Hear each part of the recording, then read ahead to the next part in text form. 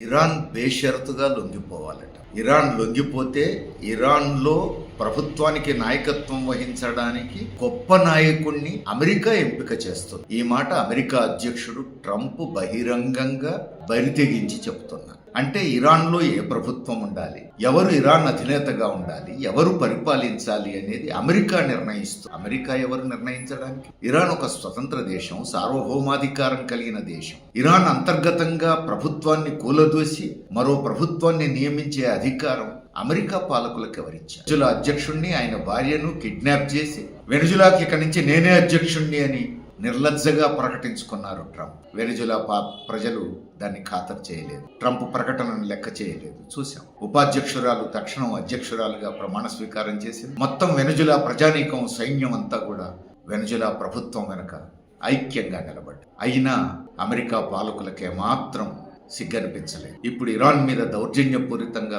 భీకరమైనటువంటి దాడులు చేస్తున్నారు America, Israel కలిసి. పైగా ఇరాన్లో ఎవరు పరిపాలించాలో ట్రంప్ నిర్ణయిస్తారట, అమెరికా పాలకులు నిర్ణయిస్తారట. ఒకసారి ఈ పద్ధతిని అనుమతిస్తే ఇక ప్రపంచంలో ఏ దేశ స్వాతంత్ర్యం నిలబడుతుంది? కండబలం ఉన్నవాడిదే రాజ్యం, సైనిక బలం ఉన్నవాడిదే రాజ్యం. ఇప్పుడు ప్రపంచంలో అత్యధిక ఆయుధ బలం ఉన్నది అమెరికాకే. కాబట్టి అమెరికా చెప్పు చేతుల్లో ప్రపంచం ఉండాలా? ఎటుపోతున్నాం మనం. అంతేకాదు, ఇజ్రాయెల్ మంత్రి బహిరంగంగా ప్రకటించాడు, ఇరాన్ అత్యున్నత నేత ఖమైనీని హత్య చేయడానికి గత నవంబర్లోనే ప్లాన్ వేశామని చెప్పేసి బహిరంగంగానే చెప్పారు. అంటే ఒక దేశం అత్యున్నత నాయకత్వాన్ని హత్య చేయడం కోసం మరొక దేశంలో కుట్రలు పన్నుతారన్నమాట. ఇప్పుడు యుద్ధంలో చనిపోయాడని అనిపించడానికి వీలుగా ఒక యుద్ధం, దాడులు, అందులో దేశ అధినేతను టార్గెట్ చేసి లక్ష్యం చేసుకొని దాడి చేసి ఆయన్ను, ఆయన కుటుంబాన్ని నిర్మూలించడం. ఇదేమి పద్ధతి? ఎటు పోతుంది ప్రపంచం అనేది ఇప్పుడు మనం ఆలోచించాల్సిన అవసరం.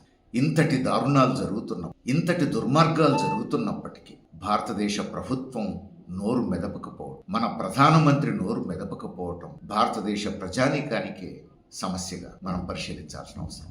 దేశ ప్రజల సార్వభౌమాధికారాన్ని, దేశ సార్వభౌమాధికారాన్ని కాపాడేందుకు ఈ వైఖరి తోడ్పడుతుంది. అంతేకాదు, ఇరాన్ యుద్ధ నౌకని హిందూ మహాసముద్రంలో ధ్వంసం చేసింది అమెరికా.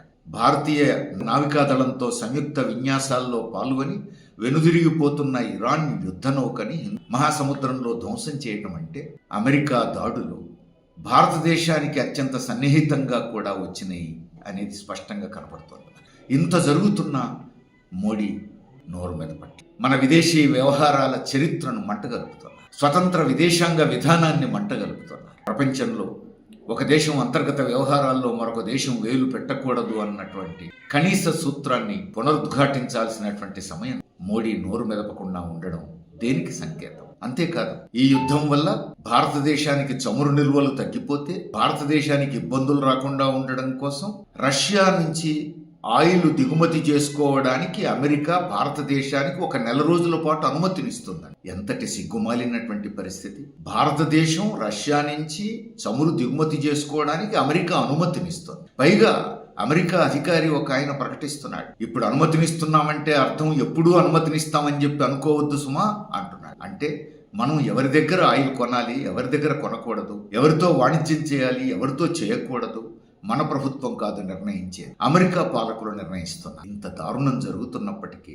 మోడీ మౌనం దాల్చడం వెనుక ఏమిటి రహస్యం? మోడీ దేశభక్తి భారతదేశ భక్తి, అమెరికా భక్తి? పైగా అమెరికాకు భారతదేశానికి మధ్య ఉన్నటువంటి వాణిజ్య సంబంధాలు, వాణిజ్య ఒప్పందాలు అమెరికాకే అనుకూలం అని నిర్లజ్జగా అమెరికా పాలకులు ప్రకటిస్తుంటే కూడా మోడీ నోరు మెదపకపోవడం ఈరోజు భారత సార్వభౌమాధికారాన్ని, భారతదేశ స్వతంత్రానికి, భారత ప్రజల ప్రయోజనాలకు తీరని హాని కలుగజేస్తుందన్న విషయం గమనించాలి. ప్రజలు గళం విప్పాలి, భారత ప్రభుత్వాన్ని నిలదీయాలి, ప్రపంచ శాంతి కోసం భారత ప్రభుత్వం నిలబడాలని డిమాండ్ చేయాలి. ఇరాన్ మీద అమెరికా, ఇజ్రాయెల్ దాడులను ఖండించాలి, భారత ప్రభుత్వం ఖండించాలని మోడీ మీద, భారత ప్రభుత్వం మీద ప్రజలే ఒత్తిడి చేయాల్సినటువంటి సమయం ఆసన్నమైంది. ఇంకేమాత్రం ఆలస్యమైన ఇప్పటికే దిగజారినటువంటి భారతదేశ ప్రతిష్ట మరింత దిగజారే ప్రమాదం ఉంది. అందుకే ప్రజలు ఇంకేమాత్రం ఆగకూడదు, ఆలస్యం చేయకూడదు, కదలాలి, భారత ప్రభుత్వం మీద ఒత్తిడి చేయాలి, అమెరికా, ఇజ్రాయెల్ దాడులను బహిరంగంగా ఖండించాలని చెప్పి డిమాండ్ చేయాలి.